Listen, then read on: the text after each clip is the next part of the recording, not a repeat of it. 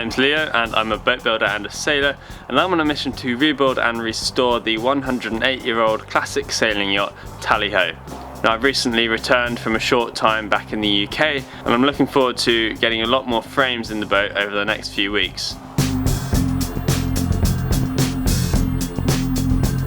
So we have a slight problem here. I knew that the tarp on top of the shed roof was getting old. Right up until yesterday it was fine, and then last night we had quite a lot of wind, and as you can see it's just split right down the middle. Luckily last week I ordered some new material for it, so I'm going to try and get this old tarp off. I think I'm going to need some music.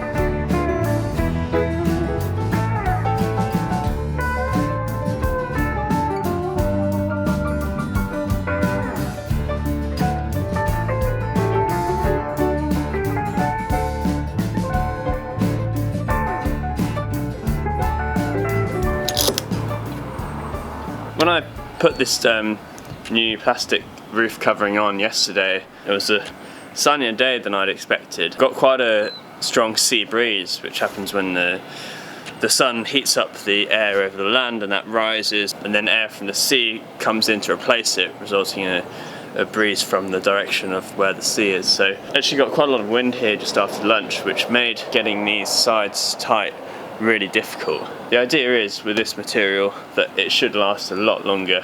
It's a lot more expensive, but it's supposed to resist the UV degradation for at least 4 years. And that was really the only thing that caused the old tarp to disintegrate. There wasn't really any chafe on it. It was all strapped down pretty well, and it just got so UV degraded that it was just incredibly weak and you could just poke a finger through it. The other really great thing about this is, of course, it's transparent, so it means we get a lot more light in the shed, a lot more light on the boat, and through the winter that's going to really help. I need to redo this side just to tighten it up a little bit.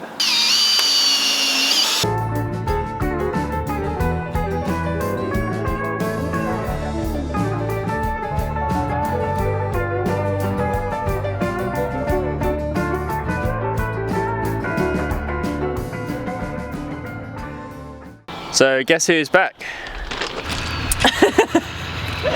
Hi. You happy to see Poncho? Yeah, mainly Sailor though. Oh yeah. She's my favourite. Yeah. Out of everything, everyone.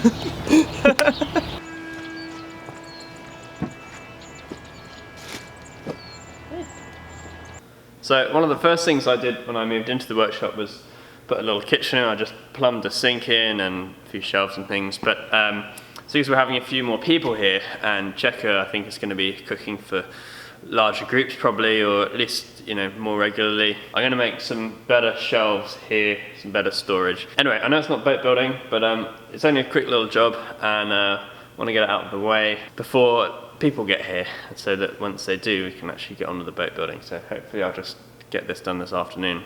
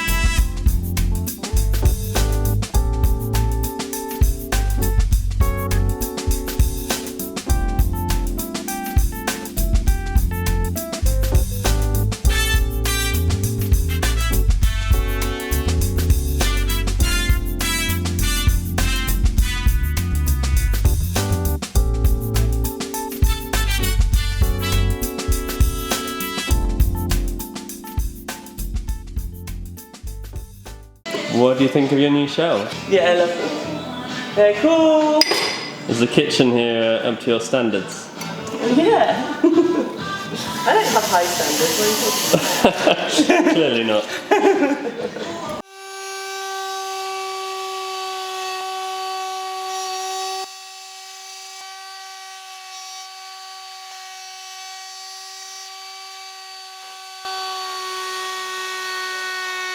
Alright, so this is Steve, and Steve has come from the UK to help out for a while. Yeah, so I'm from London originally, and then I moved down to Falmouth, where I'm now working at Penn Dennis. And then before that, I got into boat building through like a 9-month boat building course in Lyme Regis at the Boat Building Academy, and that kind of set me off, and I loved it. And so yeah, started following your YouTube channel, and yeah, kind of love what you're doing, and it looked like something I'd love to get involved in, and yeah, so it's a great way for me to get some more experience and hands-on, and yeah, no, it's been good. Cool. And then you're going to go back to work in the UK boat building, hopefully, and yeah, sure. I mean, it's yeah, I see it as a long-term career, so I'm really enjoying it. So the more experience I can get, the better. Awesome. Well, it's great to have you here. Thank you very much. Cheers for having me.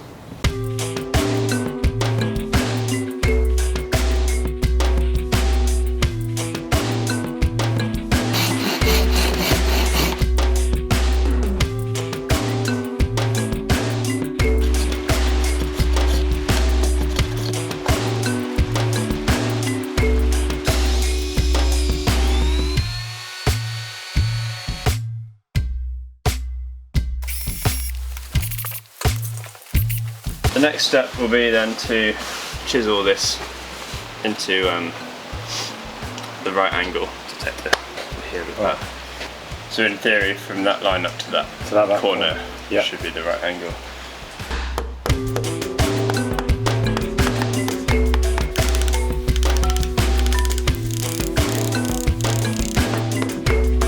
I find when you're doing this sort of thing, it's always better to start the cut, do a first cut inside. Yeah. Because if you like to try and get it flush at the beginning, it's too much, you'll get pushed out. Yeah, it sort of gets pushed that way. Let's see if that works. Yeah. Probably won't fit at all. Never know, might get lucky. Yeah. Oh, perfect. 84 off, isn't it? That's alright.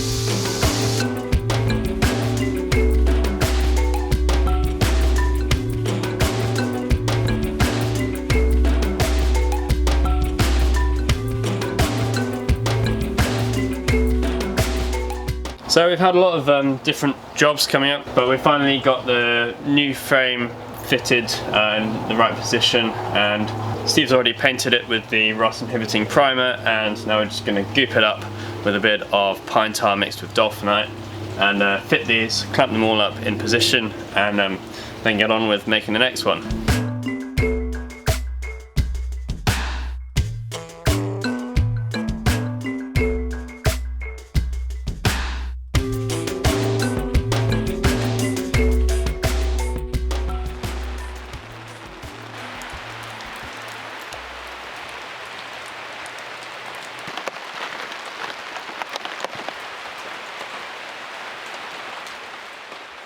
So although the weather's really good right now, it's actually been pretty terrible for the last few days, and the two tables that we've got, the planing table and the assembly table, are outside in the rain. So we've kept them covered up with tarps, but it's meant that we're not able to work on them, especially the planing table because it's made of plywood on top and we haven't yet sealed it. So as we're in the Pacific Northwest and it can rain quite a lot here, I've decided to just put up a couple of beams over the top of that area where the tables are, and we're going to use them to support a tarp or a clear plastic roof. Hopefully something that's going to be removable quite easily for when it's not raining or when there's strong winds or snow. But the first step is just to get those beams up.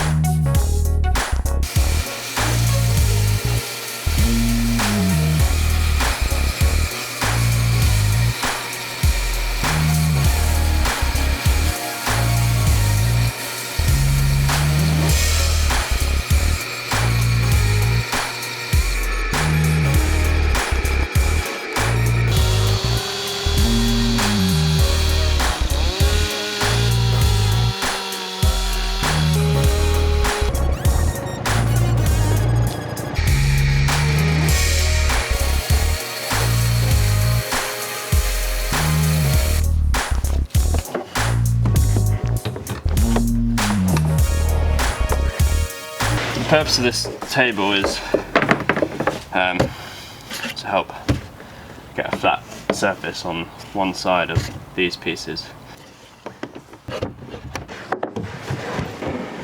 normally butt them up against here to stop them going forward. And then the idea is that you want to get the maximum depth out of this that you can.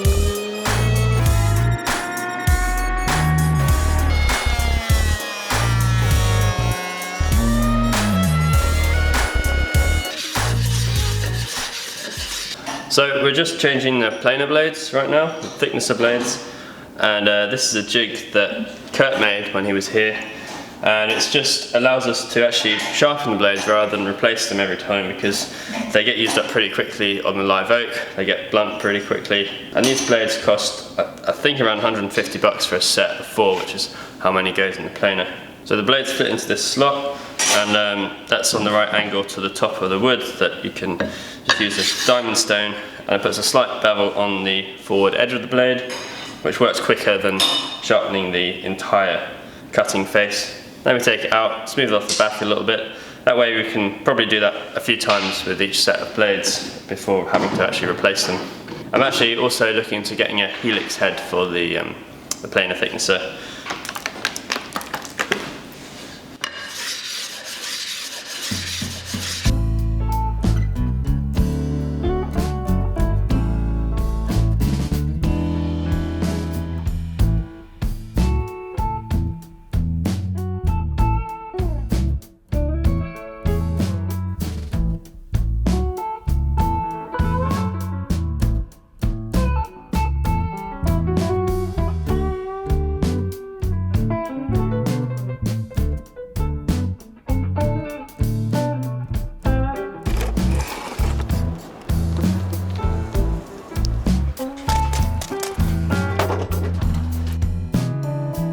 Now this is a really large slab of timber, and that's because hopefully I'm going to get the 2 long bottom pieces, one from each side of frame 14, out of this one piece.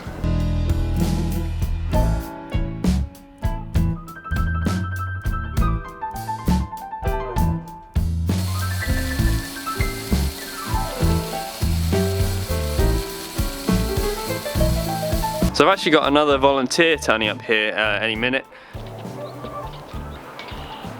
Good to see you, man. Okay, so this is Ben, and Ben just arrived here yesterday. Yeah, I'm from Hungary. In my work I do teaching. I'm a ski instructor. I was born by the Danube River, so I'm drawn to the water. Yeah, I just always wanted to learn about boat building. When was it that you got in touch first? It was a year ago. Yeah. Sometimes there's a bit of a delay before making it happen, but we get there eventually. Yeah, it's worth it. It's worth the wait. Oh, good. I'm glad. Well, it's great to have you here, so thanks. Yeah, I appreciate it too. Thank you.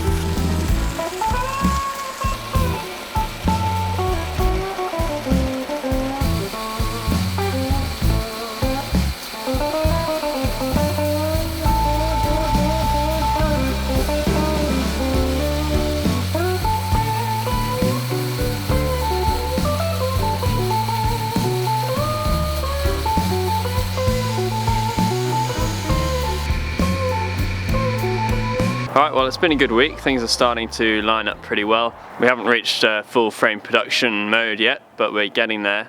Still haven't figured out quite how to cover the little extension yet. I've actually got another large piece of greenhouse plastic that would probably do the job, and I've been going through a few different designs of ways that could roll up easily if we need to get out of the way of the weather. So anyway, thanks a lot for watching, and a massive thank you to everyone who's donated or otherwise supported the Tally-Ho project. It makes a huge difference, and it means I'm able to take the time to make and edit these videos, so I really appreciate it. Alright, I'll see you guys next time. Cheers.